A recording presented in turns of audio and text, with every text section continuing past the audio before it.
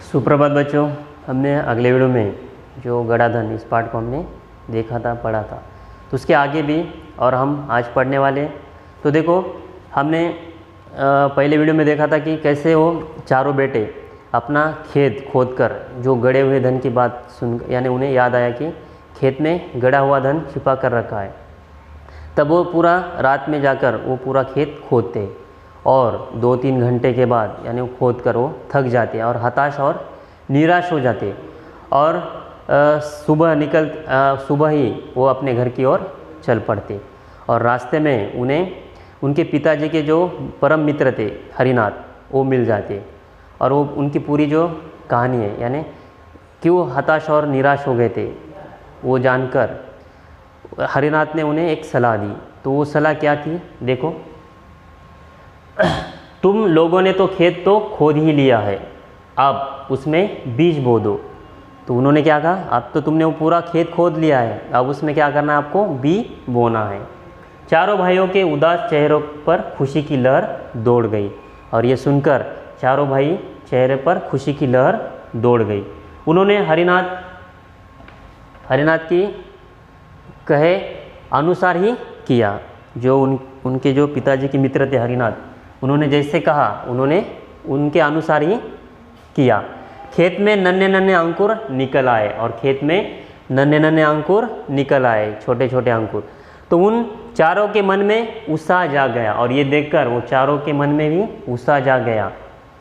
वे निराई गुड़ाई करने लगे और उसमें वो निराई यानी जो घास फूस होती है उसे निकाल कर खोदना, और गुड़ाई यानी जो ज़मीन में मिट्टी होती है उसे खोद कर भुरभुरी करना।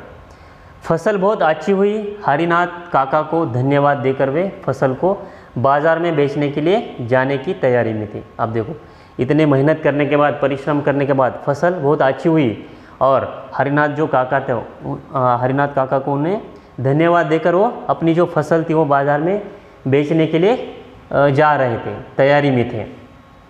तैयारी में जुट गए थे।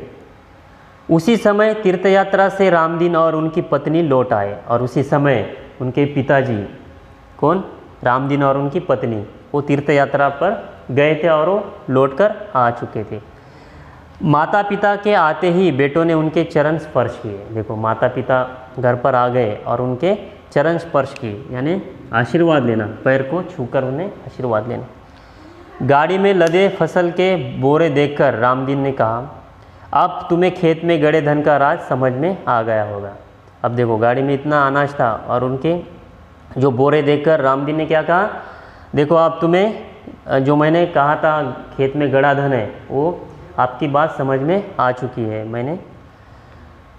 चारों ने सिर हिलाकर स्वीकार किया। अब चारों को पता चला पिताजी ने क्या सलाह दी थी और उसमें क्या सीख थी, वो भी उनको पता चला कि जो गड़ा धन था वो असल में कौन सा था, अनाज था। कोई गहने या जेवर थे क्या, नहीं, जो गड़ा धन था वो अनाज था और उसे कैसे पाना है ये भी उनको पता चला। यानी परिश्रम के बिना कुछ भी मुमकिन नहीं। तो ये हम परिश्रम करते ही हमें सफलता मिल सकती है, यानी हमें जो चाहे हम उसे स्वीकार कर सकते। तो ऐसे उनको ये सीख देनी थी। हाँ पिताजी, अब हम यह भी समझ गए कि जीवन में परिश्रम के बिना कुछ भी असंभव नहीं है। यानी देखो, हम परिश्रम कर यानी अगर हमें किसी चीज़ को पाना है तो हमें परिश्रम करना चाहिए, तो हम उसे पा सकते।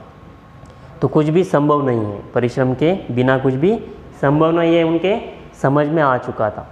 परिश्रम से ही धन पाया जा सकता है और जो धन है वो कैसे पाया जा सकता है, परिश्रम से ही धन पाया जा सकता है। तो ऐसे इस कहानी से हमें क्या सीख मिलती है कि परिश्रम से ही, यानी जीवन में परिश्रम के बिना कुछ भी संभव नहीं है और परिश्रम से ही धन पाया जा सकता है। तो देखो बच्चों, ऐसा ये गड़ा धन है, इसमें हमें परिश्रम करना ही उचित है। यानी जीवन में हमें परिश्रम के बिना कुछ भी पाना यानी संभव नहीं है। परिश्रम हम अगर किसी चीज़ में करेंगे, आप पढ़ाई करेंगे तो भी आपको जो मार्क है वो अच्छे मिल सकते हैं, नहीं तो बिना पढ़ाई के आपको मार्क मिल सकते हैं क्या, नहीं। तो कौन सी अगर चीज़ है हमें पाना है तो उसे परिश्रम ही उसे करना पड़ेगा। तो ठीक है, तो आपको ये पार्ट समझ में आया गणाधन। तो इस पार्ट को एक बार फिर से पढ़िए और इस पर जो मैं स्वाध्याय मैं आपको अगले वीडियो में दे दूँगा। ठीक है, ओके।